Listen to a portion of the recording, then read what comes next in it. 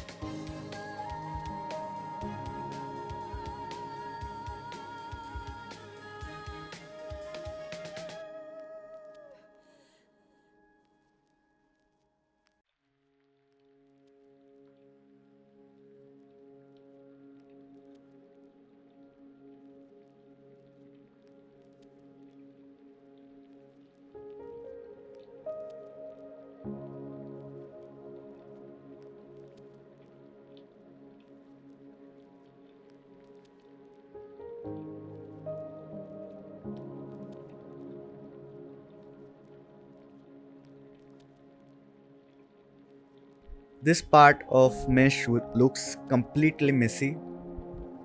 We will use dynamic lasso to cut it clean and smooth it out.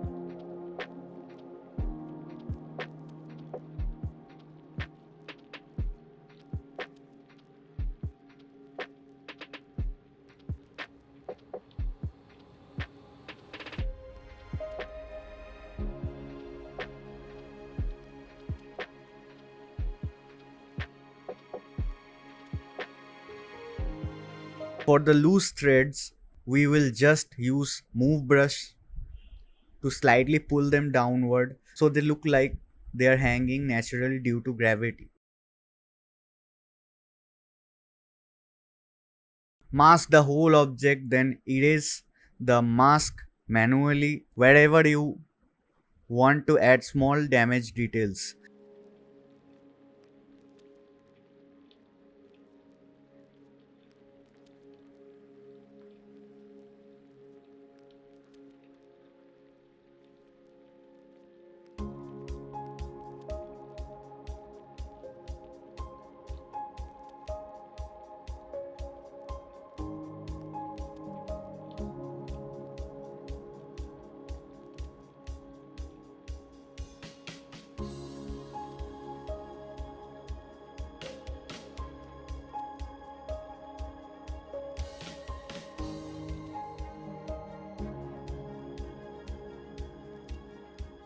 After that, go to deformation,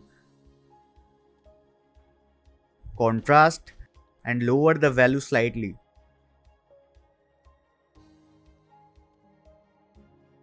Then go to smooth and slightly increase the value. Or even an easier method is using morph brush. Morph brush lets you quickly erase or blend back areas without needing so many steps.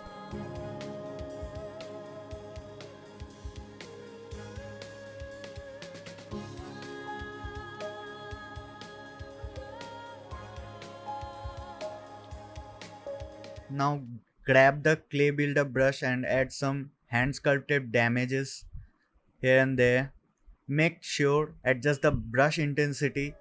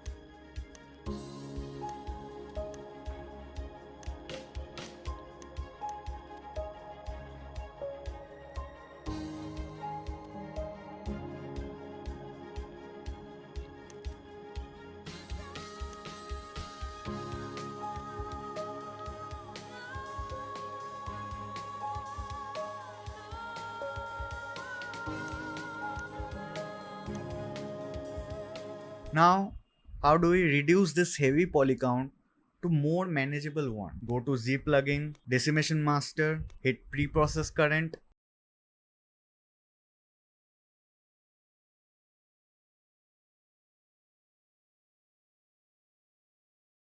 adjust the decimation percentage and hit decimate current. How do you know the right percentage? Just find a sweet spot where the mesh keeps the important details but the poly count drops nicely. After decimation, the mesh will mostly have triangles, not quads. But that's totally fine. We are only using these baking details onto low poly later. No need to panic about the messy topology. It actually helps keep more detail and less poly count. So yes, ugly triangles but beautiful bakes. Unlike ZBrush, which tries to remesh entire thing.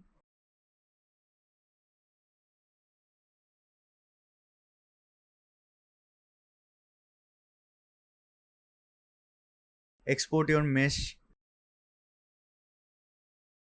Remember the fiber mesh?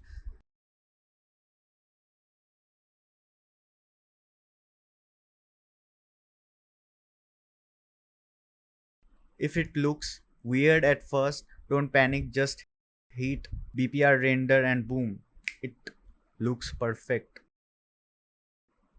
After that, export the fiber mesh as well.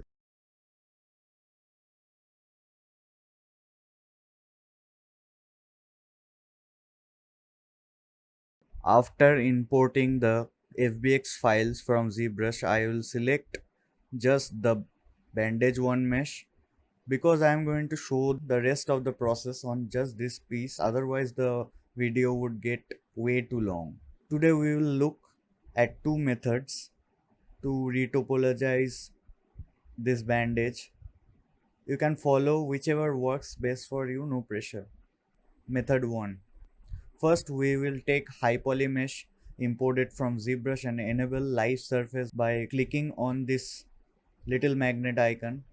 Then we go to the modeling toolkit and activate quad draw.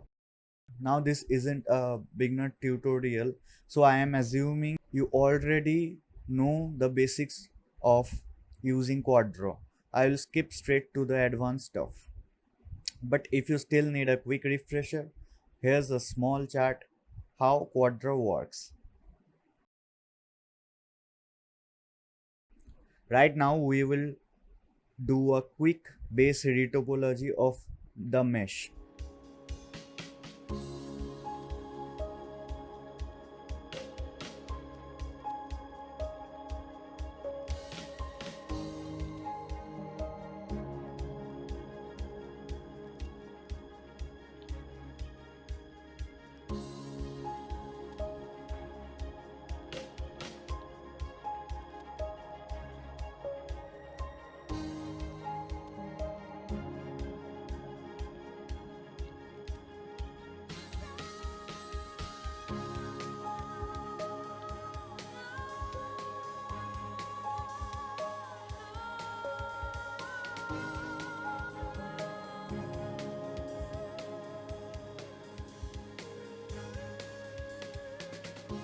Once that done, we will take the multicut tool and start drawing support edges in the middle of the low poly mesh. But while doing that, we will carefully avoid the torn holes.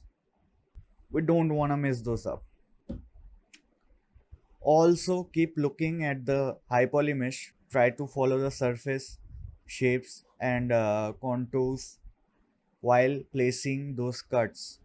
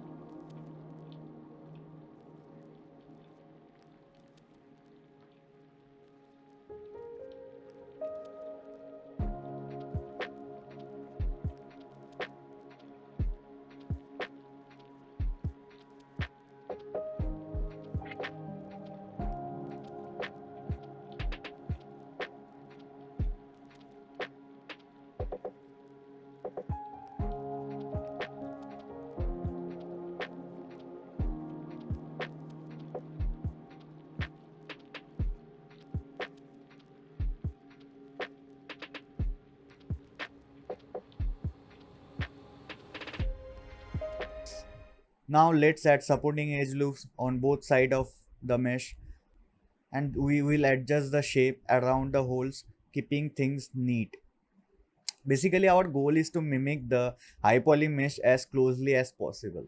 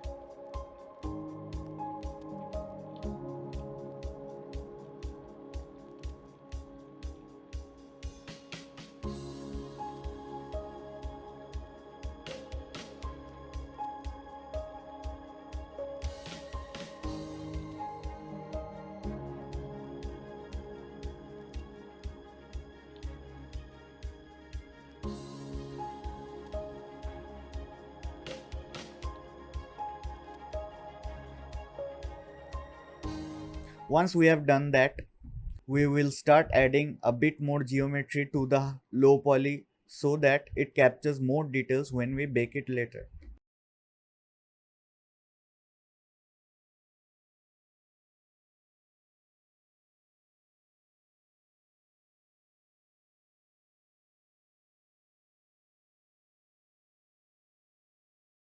Method 2.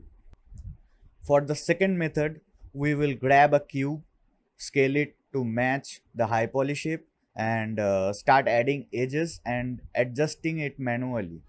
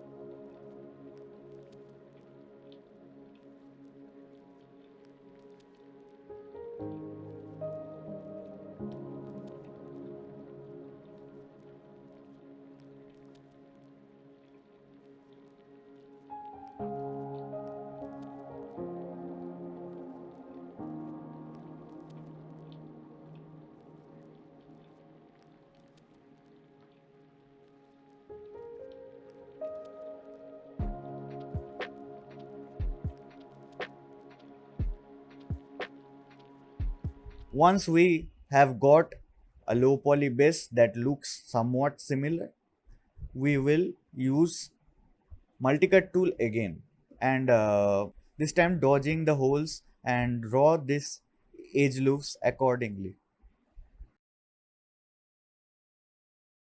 Now we will convert the high poly mesh to live surface, then select the low poly mesh and click on it while quad draw is active. It gets converted into quad draw mesh. Oops, my bad.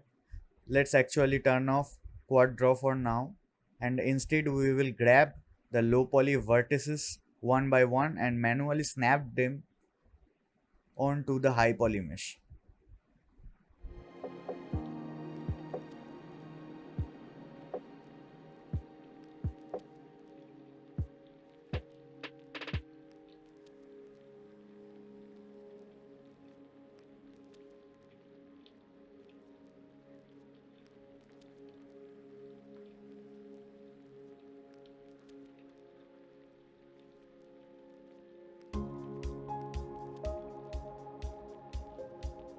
Do this for both sides of the mesh.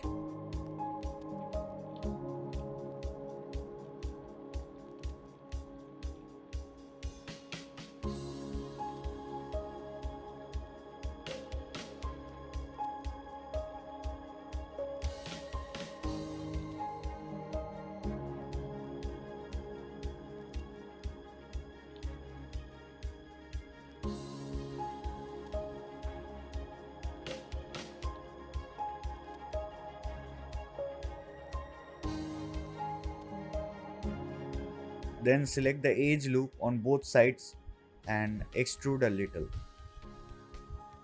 If you are still watching, this video probably helped, so drop a like and consider subscribing.